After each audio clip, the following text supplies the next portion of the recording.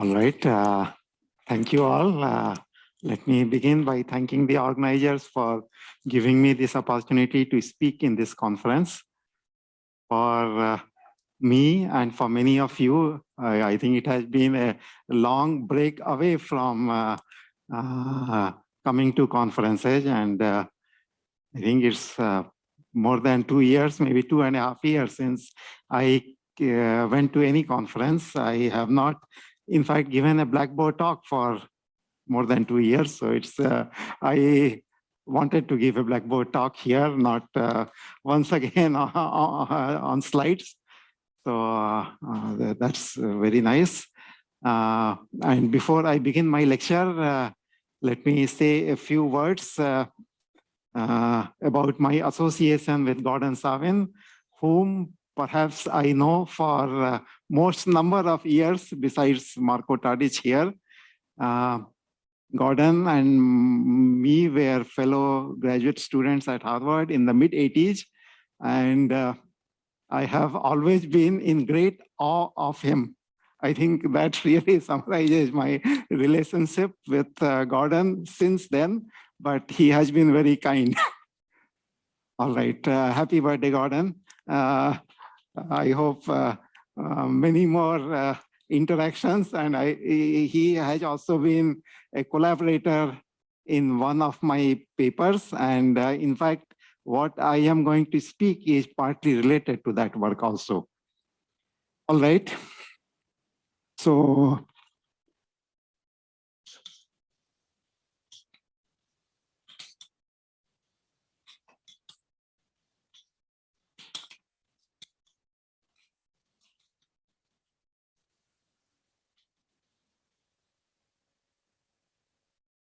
this is the title. We will use this notation MP2N to be the two-fold cover of SP2N over a local field K called the metaplectic group.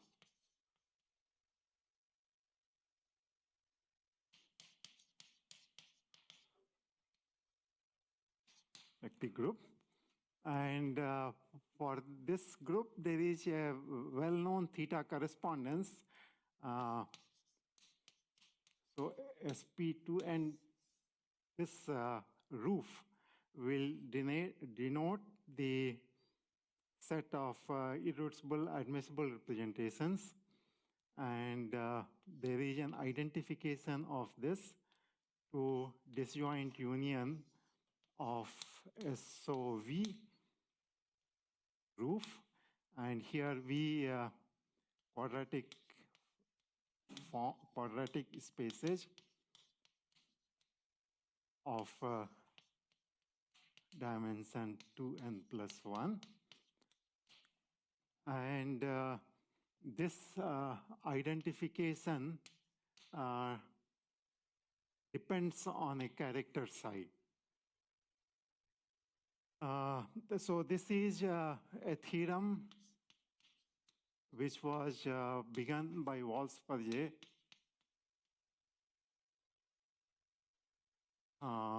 in early 80s for n equals 1, and then it was done by Jeff Adams and Adams-Barbasch for k equals r and c, and it was done for all, yeah, so that is for all n, and Gan and Savin for k non-Archimedean and arbitrary.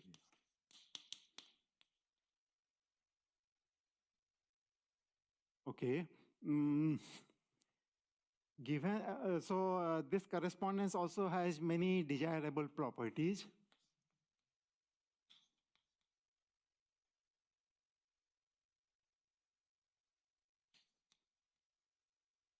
Has many desirable properties.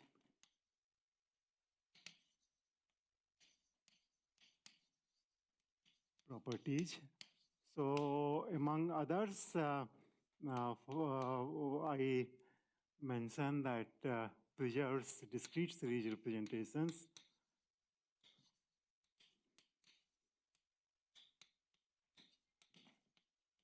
Representations and their formal degrees.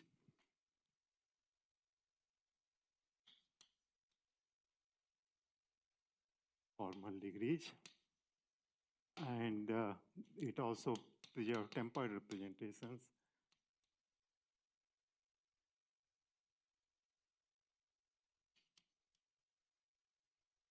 Tempered representations.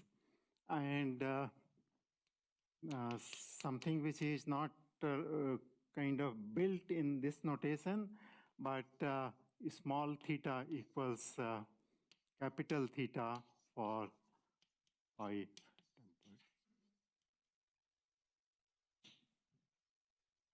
Okay, so there are many good things about this. It would have been so an ideal theorem, ideal hope would be that in fact there exists a categorical equivalence.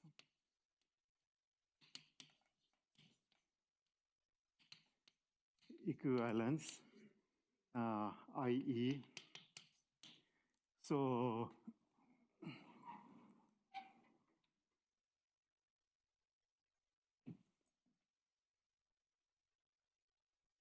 I will use this notation mg for category of smooth representations.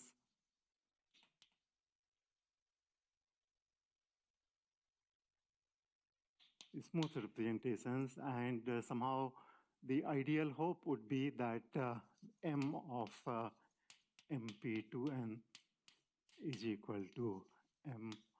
So for non-Archimedean local fields, which is what I would consider in this lecture, there are going to be exactly two quadratic spaces, and I think it is common enough to denote them by SO plus V and SO minus V. Maybe it should have been V plus and V minus. So this is what one may desire, which gives rise to this correspondence. So it's also known that this is not quite true.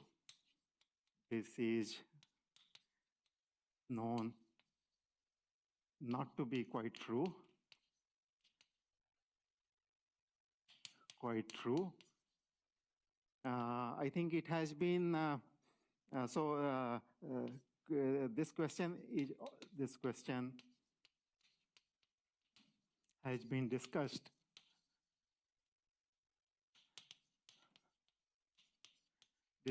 in a paper of Gan-Savin, another paper of Gan-Savin. There is that paper, but the another companion paper.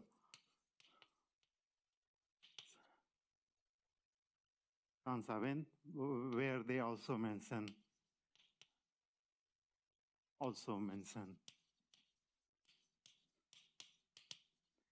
some work of Anne-Marie Aubert.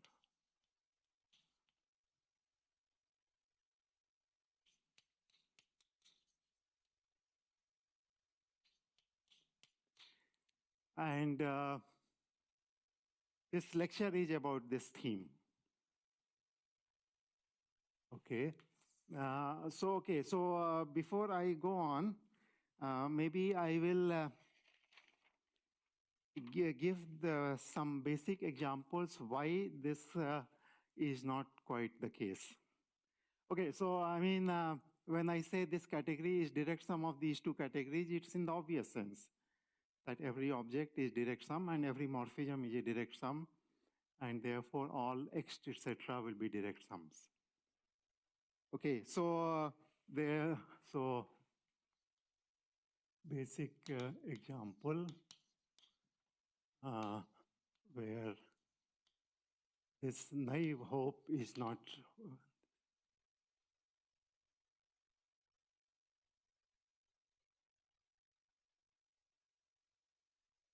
does not hold.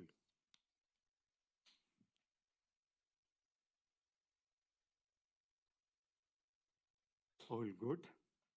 So this is this example, Steinberg principal series C for PGL2, which is SO. I will use this notation 2, 1 to denote its split orthogonal space of dimension 3. And then there is this exact sequence I will use ST psi, principal series psi, omega E I will use.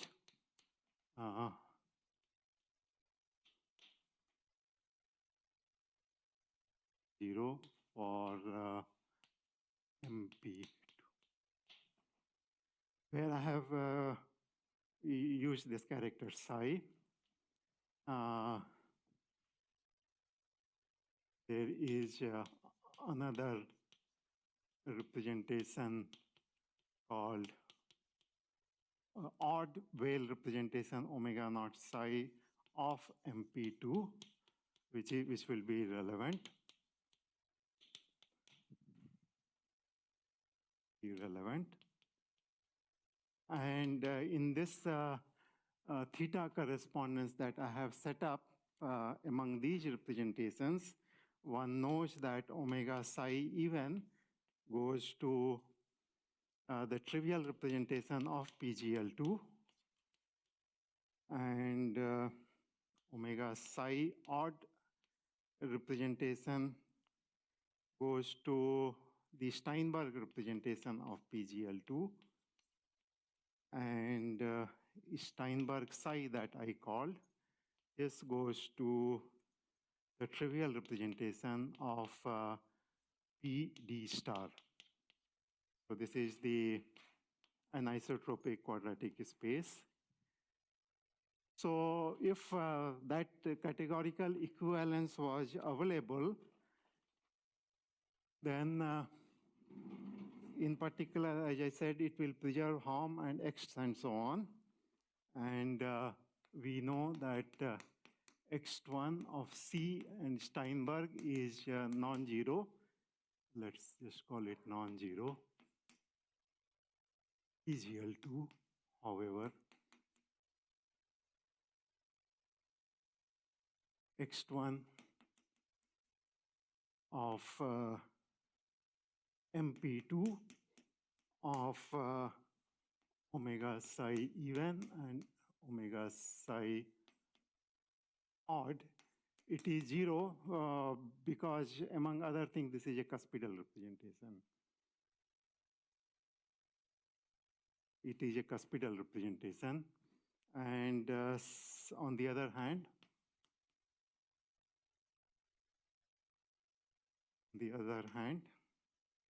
X1 of omega psi even and Steinberg, this is non-zero, but their lifts, theta lifts, are on different groups.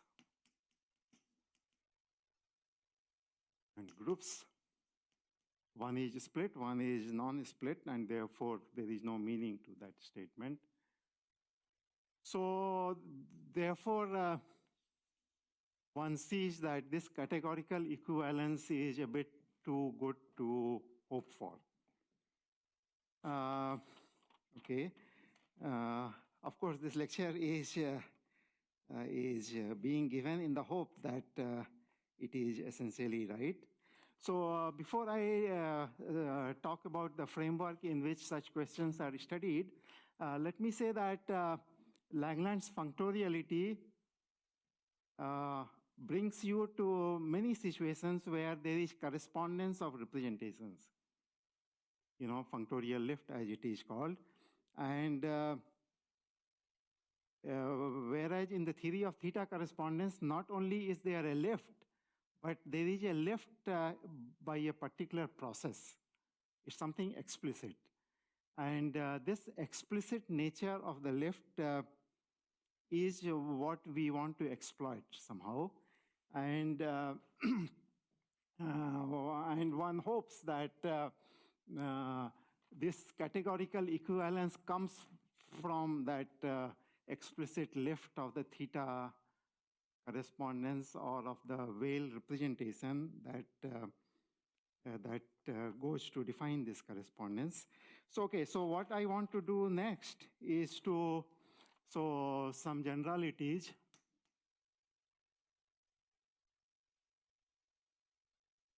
Some generalities from category theory.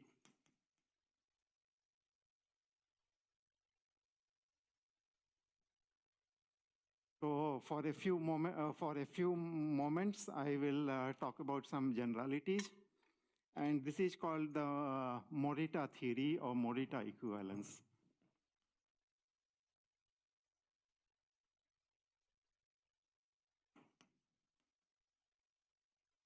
Morita equivalence. Okay, so an abelian category.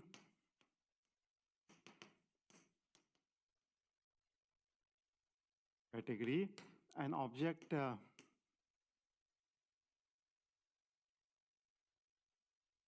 object P of A is said to be a progenerator.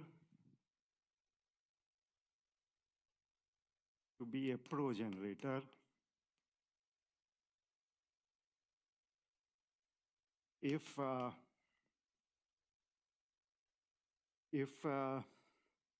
P is a finitely generated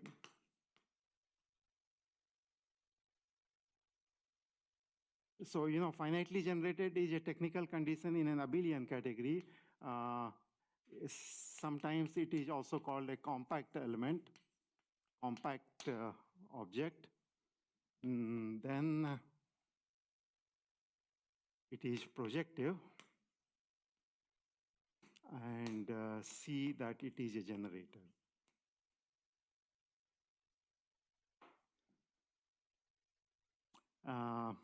I believe that many of you would know, anyway, being a projective object in a category, one knows quite well. And being a generator, I will perhaps not define. And finitely generated also is something more or less related to finitely generated modules over a ring. This notion, of course, comes up quite naturally when people think about Bernstein decomposition. So given such a projective generator, progenerator, theorem is that if P is a progenerator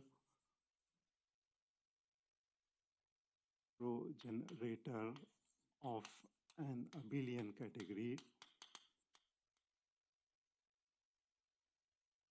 then there exists an equivalence of A with modules. And this is left R modules for R equals endomorphisms of P in the category A, given by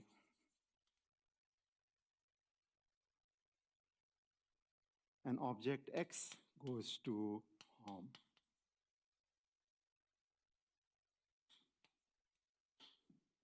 Okay. So this is to any object in the abelian category, you associate Hom Px, and this is a module for endomorphisms of P. So this gives you X is an element of A, and this is an element in modules. So a pro-generator gives rise to an equivalence of abstract category with modules over a ring. And the main theorem of Morita theory is the following. Theory is the following. So theorem.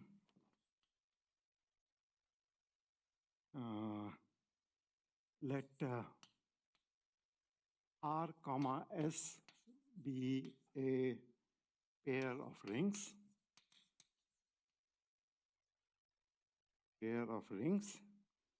And P A R P S bimodule. So which means that P is a module on which the ring R operates on the left and the ring S operates on the right. Then the following are equivalent.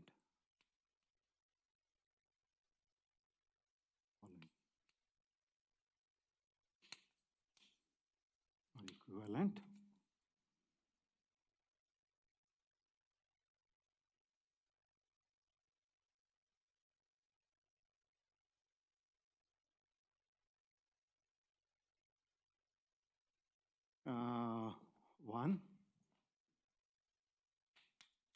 the functor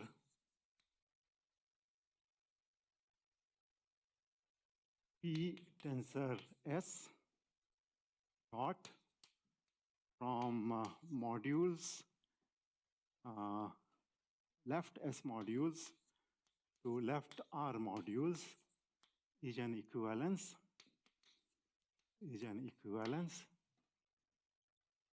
to the functor dot tensor over R P from modules R, modules S is an equivalence. The functor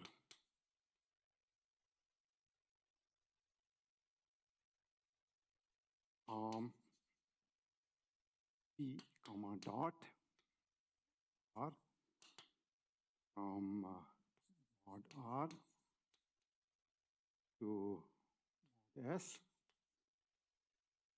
is an equivalence. Fourth, the functor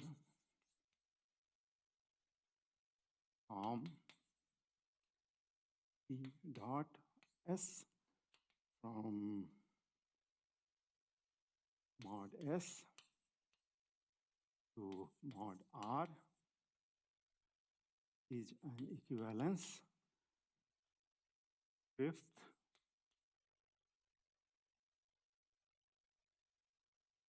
PR is, so I started with a general bimodule. So I said bimodule is a module for R and S, and these actions commute. That's a bimodule. You start with anything, and then these are equivalent.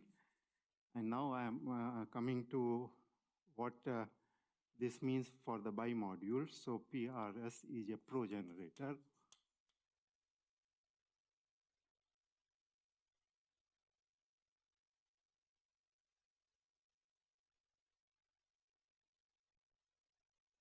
And multiplication by S defines an isomorphism.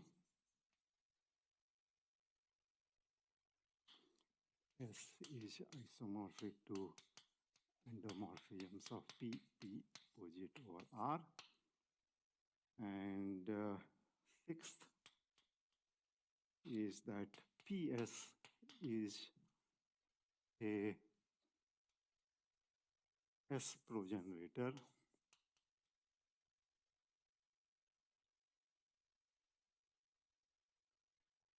And multiplication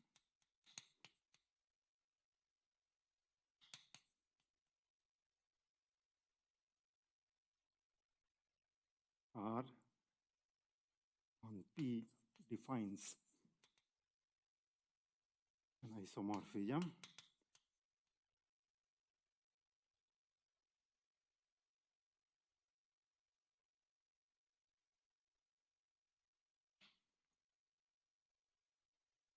and so this is the theorem, and then it allows you to make a definition, a bimodule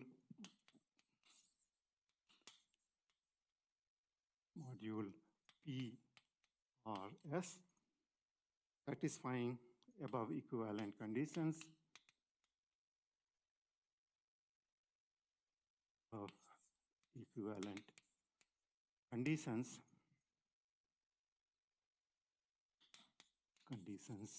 is called an R, S progenerator.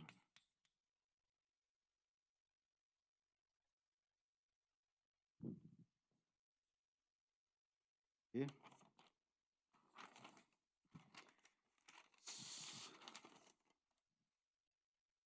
Good.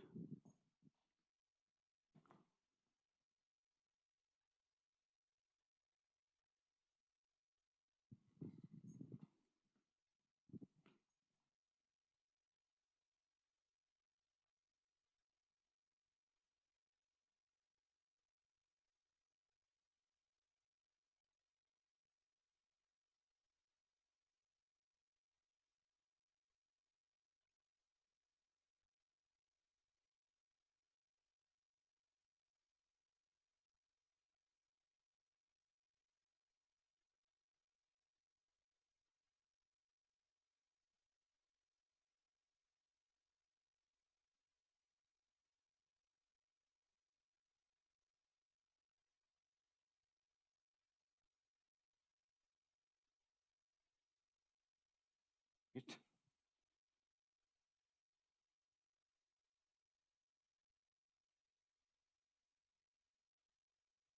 So, of course, I should remark that Morita theory is usually asserted. Theory is usually asserted for rings with identity,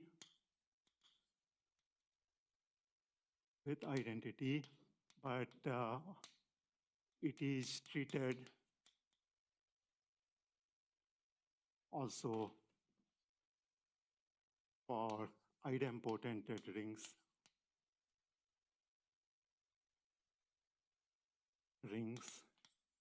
in many literature.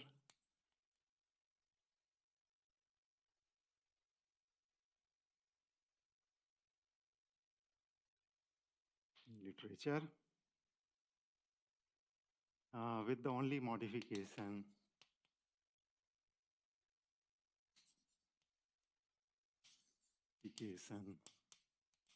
necessary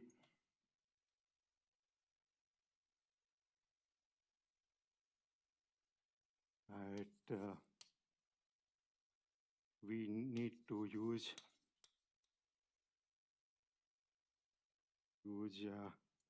instead of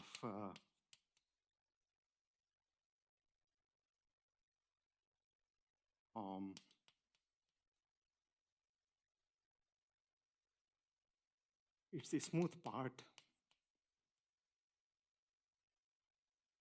It's a smooth part. So, this is supposed to be a S module, and the smooth part of a S module is P, and similarly the other one,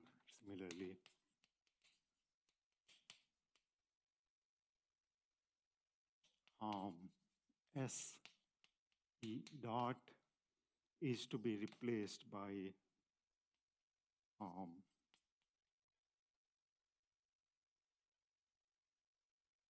a smooth part.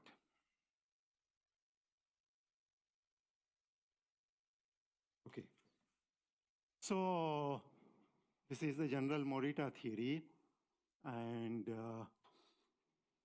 somehow the optimistic hope that I mentioned to you about is that Morita theory works in the context of theta correspondence.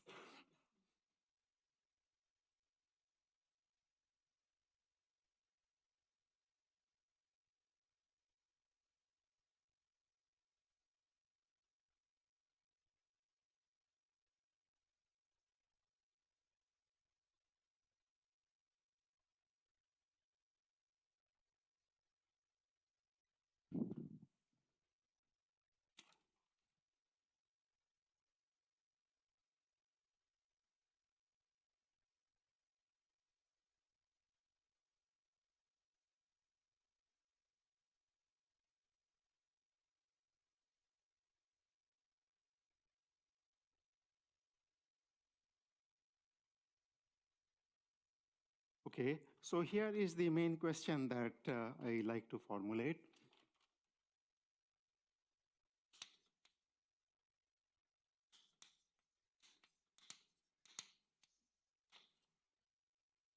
So let omega psi be the well representation of MP2N cross SOV. Then the projection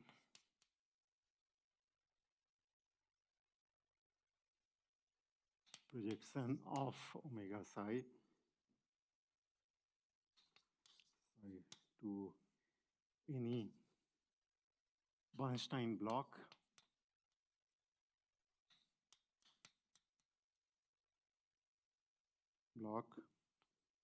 of MP2N cross SOV if non-zero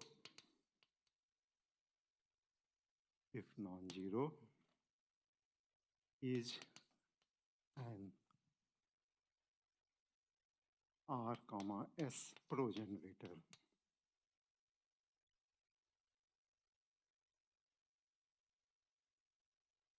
If in the Bernstein block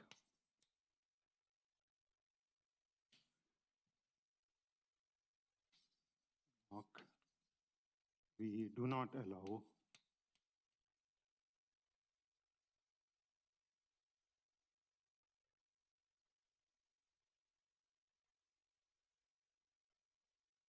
those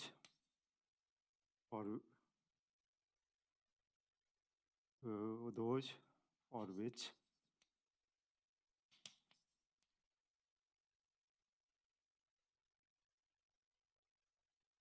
Levy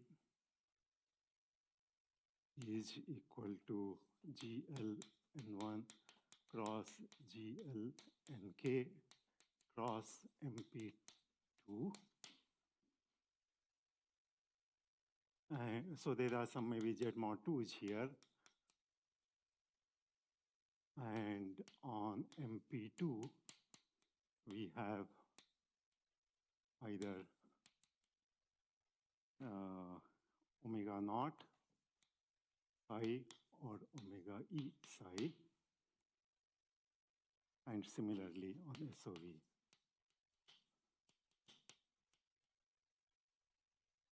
On SOV, we do not allow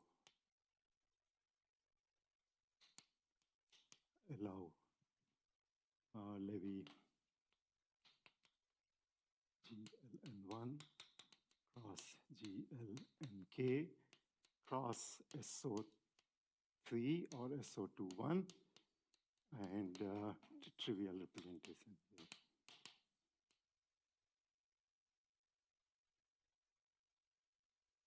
Okay, so in some sense, except the examples which gave us the counter example to saying that the category of representation could not be a direct sum, one is suggesting that there is a categorical equivalence between the category of smooth representations of MP2N and the two SOV plus and SOV minus, via this Morita theory, in which there is explicit module which makes the equivalence. So in some sense, the Morita theory, which is, I think, once it has been discovered, is quite elementary. So I think the essence of the matter is that the Weyl representation is a pro-generator. So all that one needs to prove is that the Weyl representation is a pro-generator. And I just want to say a few words on that. Yeah. And R and S are just the algebras of associated to that block. You know, I mean, it is MP2N cross SOV, and the representation is tensor product, and it is Gauge rings. Dipendra, could I also ask, in this question, would it be better if you replace SOV by OV? Because after all, the data correspondence is between MP and O. Would it, I mean, it would make sense to ask the question, right? Yeah. Indeed, at the moment I am writing SOV and not OV. We will come back to that. Yeah.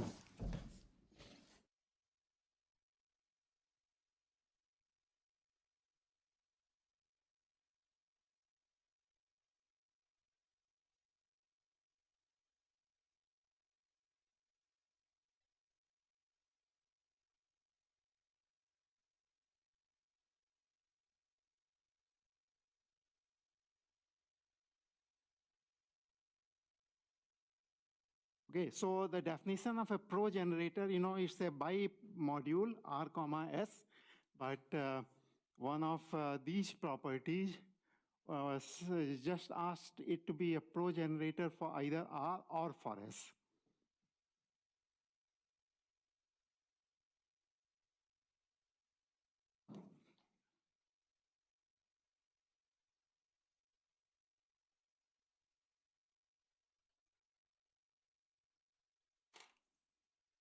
I can remove my jacket now.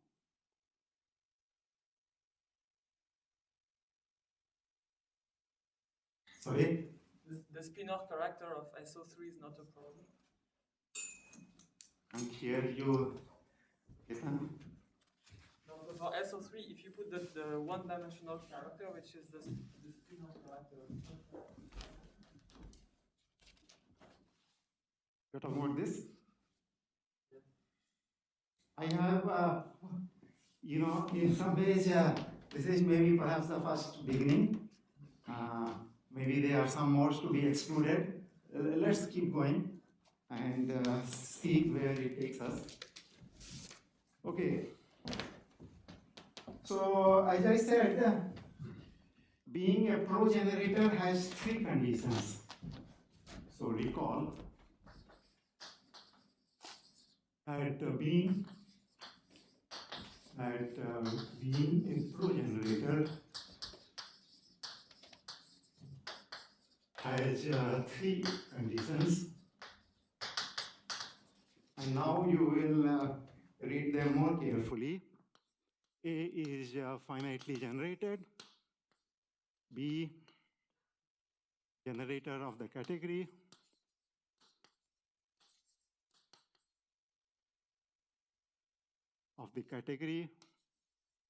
and C, it is projective.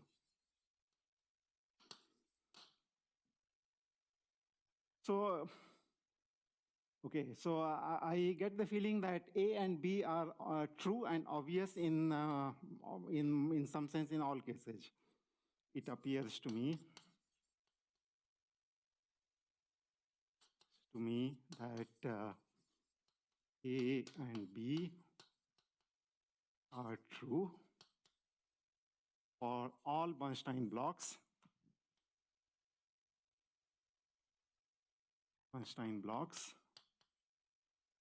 And for any theta correspondence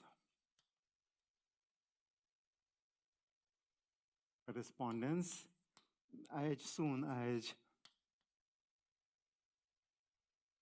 soon as all representations are hit somehow.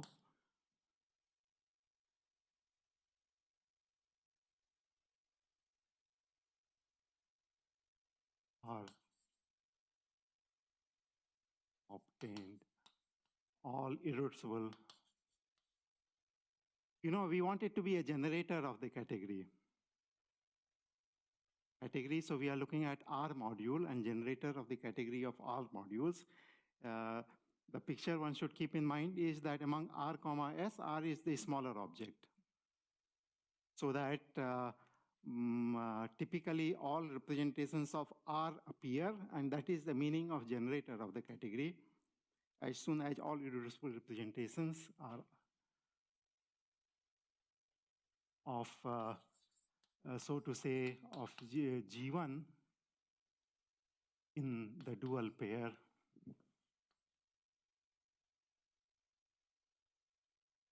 G1 comma G2 appear. So it appears to me that A and B are part of generality, and it is C which is the subtle part. So C is the subtle part. And that is where those special properties of the Bernstein block that we may need. Okay, so I want to make another remark. This is something which I have not myself digested. There is a related notion of a balanced module. There is a related notion of a balanced module. Balanced module.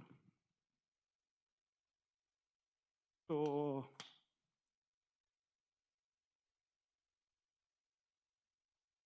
there is a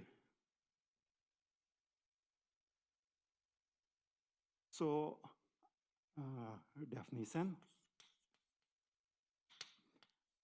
And R module P is said to be balanced.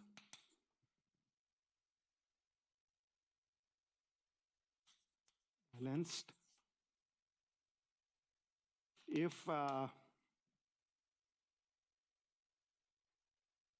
you define the ring S to be endomorphisms of PR,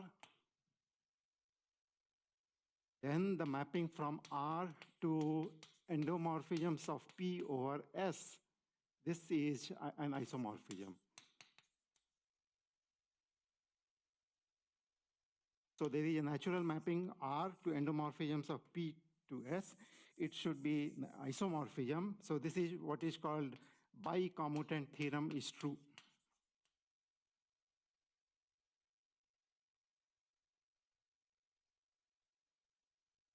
And I have the feeling that one proves the Bicommutant theorem is true for the Weyl representation. That is part of the deal of how duality correspondence. So maybe this is known. But of course, it's a conference on theta correspondence, and the main players of the subject are here. So I am sure I will hear more about these. So it appears to me that, looking at the literature, this notion of a balanced module is closely related to this notion of RS progenerator. So only the ring R is important. The ring S is just the endomorphisms of P over R. Okay.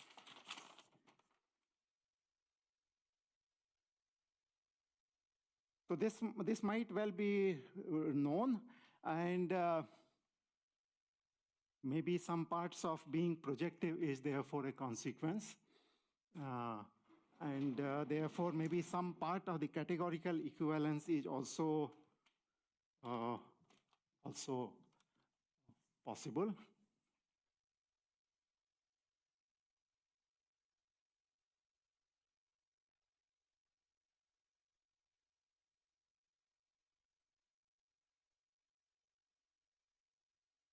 Okay, so now I want to discuss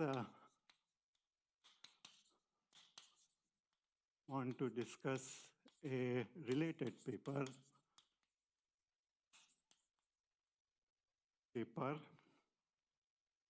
of Jeff Adams, myself, and Savin. So the aim of the paper was something along these lines, and more specifically, we were interested in xi omega pi, pi1, g1, or g2, a dual reductive pair. Here. And you know, one needs to take the smooth part. This is not a smooth representation. One needs to take the smooth part. And the theorem that we proved is that xi g1 omega infinity is of finite length.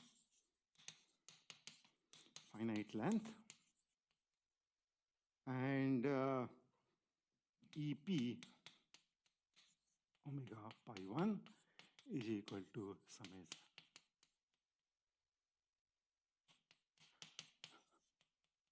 pi1 has a simple form.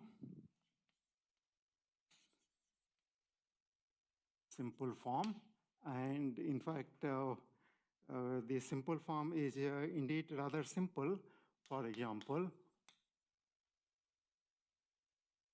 if we are looking at the pair GLM, comma GLN, and M is less than or equal to N,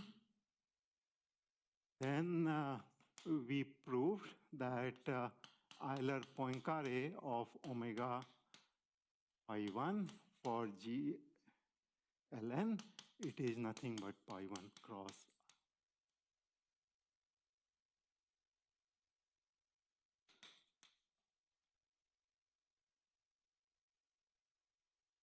Okay, it was also suggested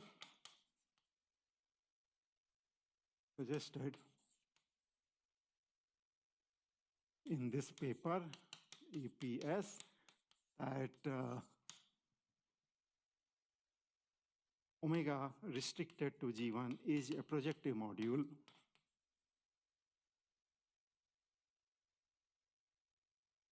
or if rank of G1 is less than or equal to rank of G2. So I think this was suggested as a question, not as any conjecture or anything. And then there is a theorem proved by, I believe, a student of Gordon-Sabin, Sabine Lang. So I think she proved for k equals r, the above suggestion is true.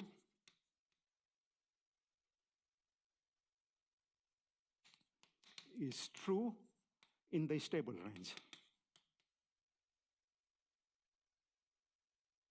So not as strong as this, which perhaps is wrong, but in the stable range, she proved. So what that means is that maybe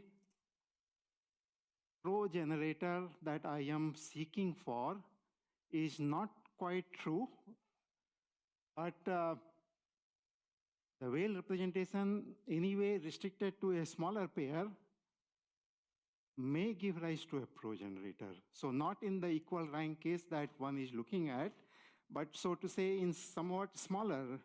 So you know, this Morita theory, I did not need to have SP, MP2N and SO2N plus 1. I could also do this game of Morita theory using the Weyl representation for MP2N cross larger orthogonal groups. Okay, so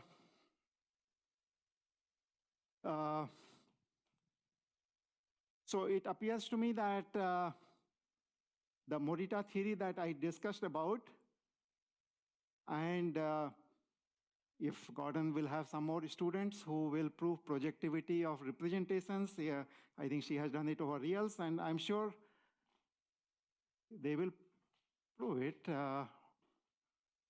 Then I think it will give you categorical equivalence. Okay, so I just want to end with one more question.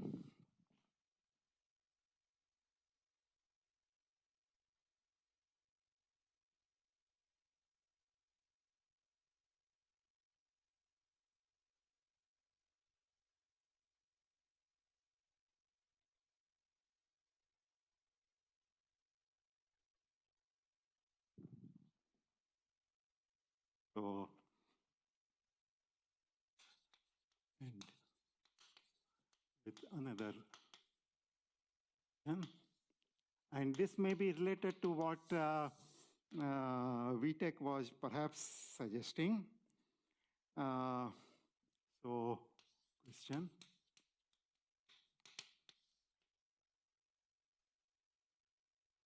If pi1, pi2 are any two irreducible representations of OV instead of SOV,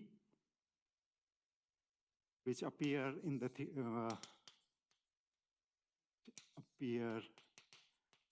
the metaplectic correspondence,